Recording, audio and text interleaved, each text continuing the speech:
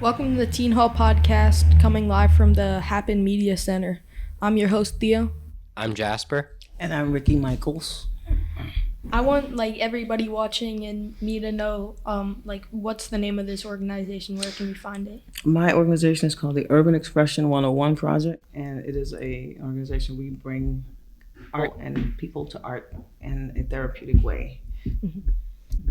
And what's art therapy? I've never really heard that term. Art therapy is a healing process. I believe art offers healing qualities, and it helps you with. But I'm a veteran that suffers from PTSD, mm-hmm. and art has been one of my strongest healing processes. So, kind of bringing us back to when you started, what kind of made you start with running an art organization? I've always wanted to do that.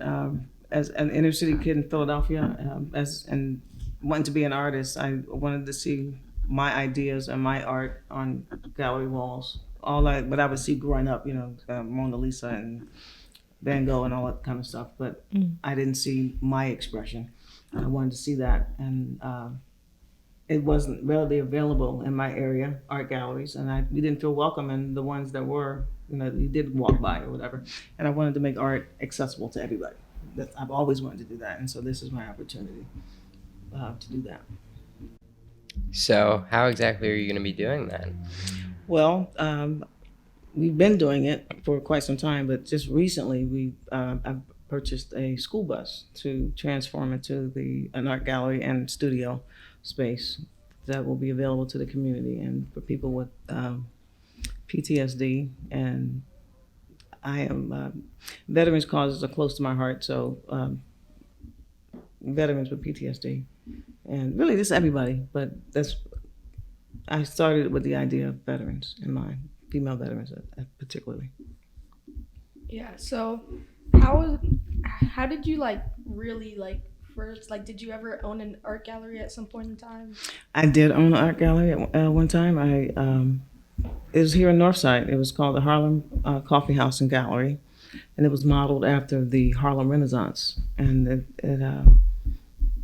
I love Northside because it offers so much diversity, and Northside really received my coffee house well. The drinks were modeled after Madam C.J. Walker, Billie Holiday, Langston Hughes, Marcus Garvey, people that we were able to introduce into the community, people that they may not have known about, and it was awesome. It was from '98 to 2002, I believe. And what made you decide?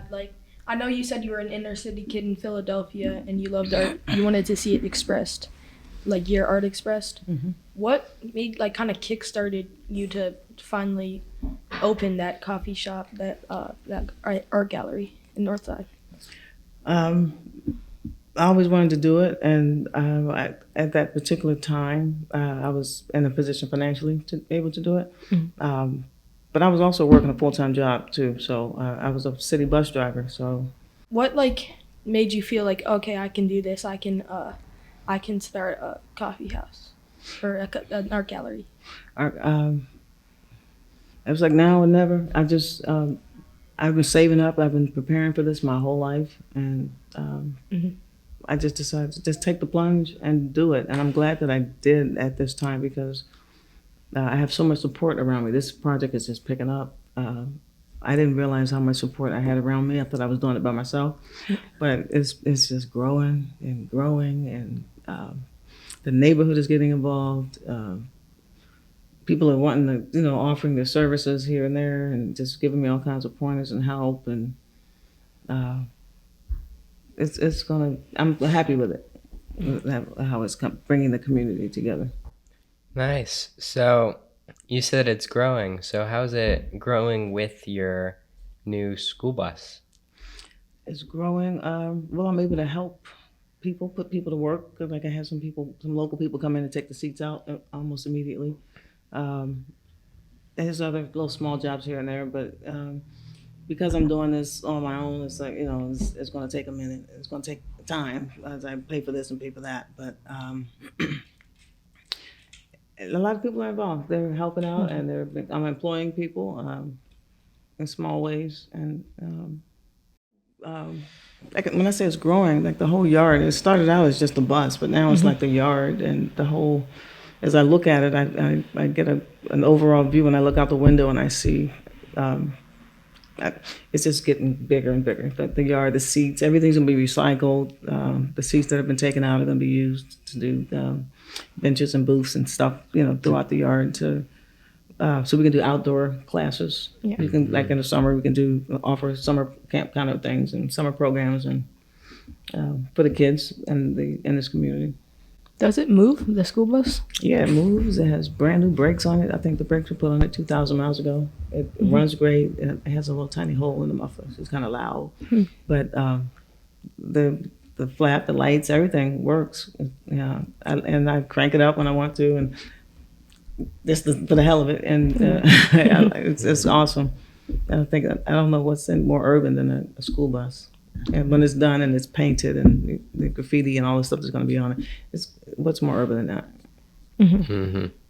So you mentioned painting and graffiti on it. So how are you going to be doing that? Are you going to be involving the community, or what are you going to be doing? Every inch of this is going to be, I want to say, community involved. It'll be a competition where graffiti artists can come in and submit their proposals and see how we're going to do it. But it's definitely going to be colorful, and it's going to be eye-catching, and it's going to be it's going to blend in with the community, with this community. How are you going to be involving the community? Are you going to be having times where the community's going to be going in, or how exactly are you going to be doing that?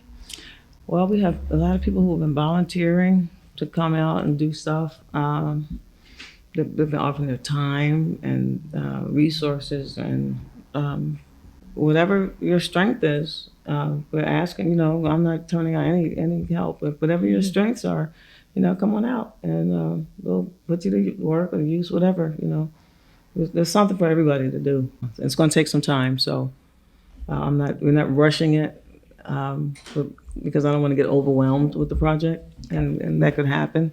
So I'm taking it step by step, praying on every step, everything. I talk to God about it, and it's just coming out. It's working out, step by step, and doing it like that, and taking a breath, and before I make any move. Did we already talk about how, like, in 1988 you took a bus to see your mom, and that's... Yeah, I was actually not in 98, but it was in 2012. 2012. But yeah, my mom was in Philadelphia, and she's never been to any of my shows because I've been painting for over about 50 years, since I was a kid. And she's never been to any of my shows. Most of my shows, I've had large shows, have been in other cities and different things. And now she's older and she can't get to them. But back then, she was staying at home a lot, and I wanted her to come out and socialize with people.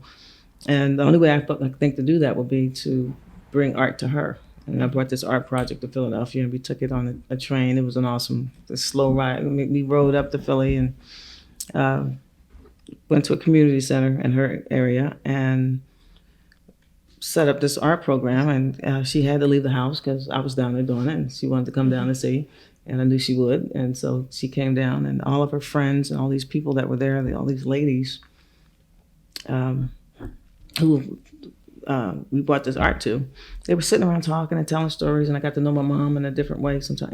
And it was awesome. And when it was over after the 2 weeks, they wanted us to stay. They asked us to stay, but we couldn't. That was all I could afford, that 2-week trip. But that was a kickoff. And being able to take it there and do it with my mom and to do it in my community where I grew up, I knew that was what, yeah, I just knew that's what you wanted to do. that was what you're gonna do it no matter what.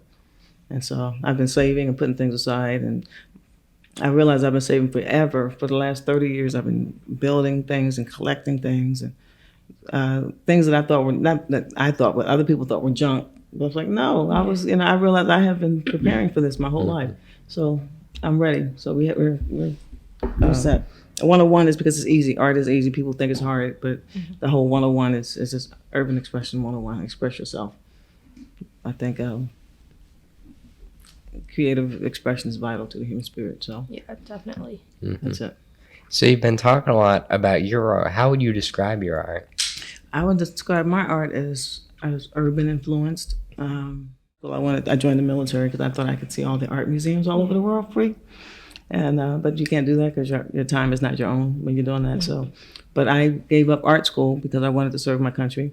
And sometimes when you're going for art jobs and different things in the art community, if you don't have a degree, but you don't need all that. Art is not about that. Art is just about self-expression, and so that's what I'm trying to promote.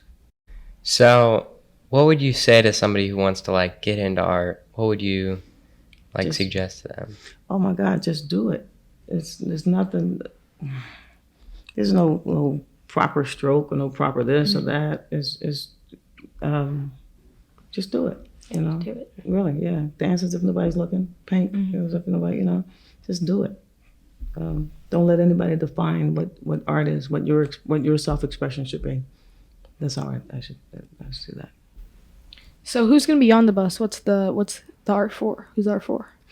This art bus will be for everyone, the whole community. It will be for particularly what's close to my heart are veterans with PTSD and women veterans with MST, military structural trauma and PTSD. So it's open for everybody, but as I'm a peer specialist with the VA and I teach art therapy, some of those people will probably carry over and come over, but it's for everybody. Art, the kids, the summer camp, it's going to be open for everybody.